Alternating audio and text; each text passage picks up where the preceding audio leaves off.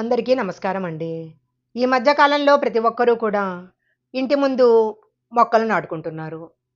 ఇంటి ఆవరణలో మొక్కలున్నట్లయితే మనసుకి చాలా ఆహ్లాదంగా ఉంటుంది.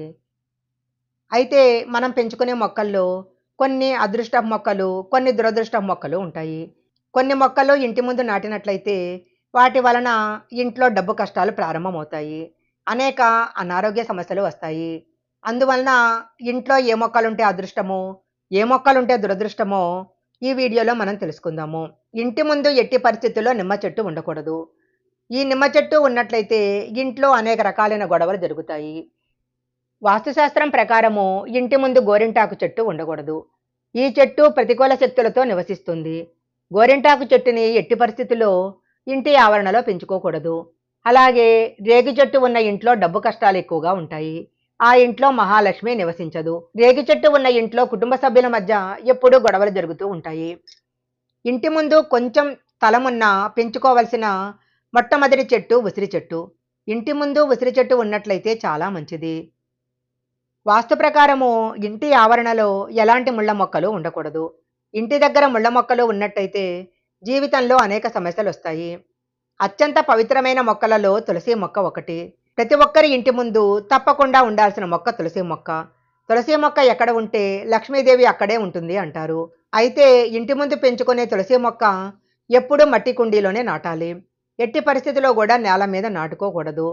ఇంట్లో మొక్కలు పెంచాలనుకునే వారు ఇంటి గుమ్మానికి ఎదురుగా చెట్లను పెంచకూడదు. అలా చేయటం వలన ఇంటి యజమానికి కీడని పెద్దలు చెప్తుంటారు. చాలామంది ఇళ్లలో మనీ ప్లాంట్ మొక్క కనిపిస్తుంది. అయితే వాస్తు ప్రకారము మనీ ప్లాంట్ మొక్కని ఇంటి బయట నాటకూడదు. మనీ ప్లాంట్ మొక్క ఇంటి ముందు ఉన్నట్లయితే అందరి కళ్ళు దాని మీదే ఉంటాయి. దీనివల్ల ఇంటికి నరదృష్టి కలుగుతుంది. మనీ ప్లాంట్ మొక్కని ఇంటి బయట కాకుండా ఇంటి లోపల పెంచుకుంటే ఇంట్లోకి డబ్బు రావటం ప్రారంభమవుతుంది.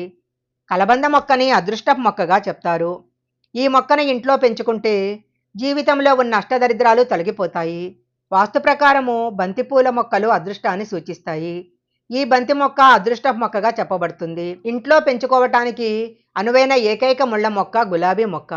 గులాబీ పూల మొక్కలు చాలా మంచివి. గులాబీ మొక్కలు చాలా శుభప్రదము. ఇది ప్రతికూల శక్తిని తొలగిస్తుంది. ఇంట్లో గులాబీ మొక్కలు పెంచుకుంటే చాలా మంచిది. ఇంటి ముందు పాలుగారే మొక్కలు, బోన్సాయి మొక్కలు అస్సలు ఉండకూడదు. ఈ చెట్లను పెంచినట్లయితే భార్యాభర్తల మధ్య కలహాలు, ఆర్థిక ఇబ్బందులు చోటు చేసుకునే ప్రమాదం ఉంది.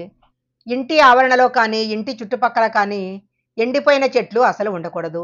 ఎండిపోయిన చెట్లు ఉన్నట్లయితే వాటి ద్వారా నెగటివ్ ఎనర్జీ ఇంట్లో ప్రవేశిస్తుంది. ఇంటి ముందు మల్లె మొక్క ఉన్నట్లయితే ఇంటిని సువాసనతో నింపడమే కాకుండా సంపద కూడా పెంచుతుంది. ఈ మొక్క పాజిటివ్ శక్తిని కలిగి ఉంటుంది. నారింజ చెట్టు చాలా శుభప్రదమైంది.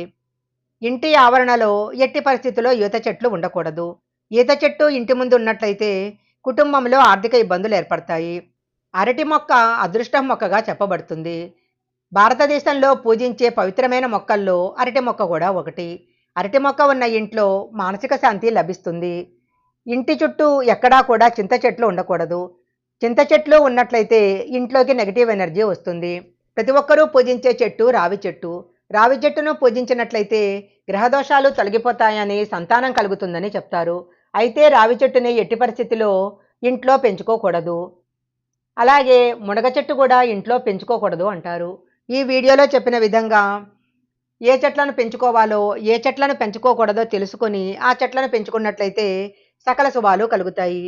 ఈ వీడియో గనక మీకు నచ్చినట్లయితే లైక్ చేయండి, షేర్ చేయండి. ఇలాంటి మరిన్ని వీడియోల కోసం మా ఛానల్ సబ్స్క్రైబ్ చేసుకోండి.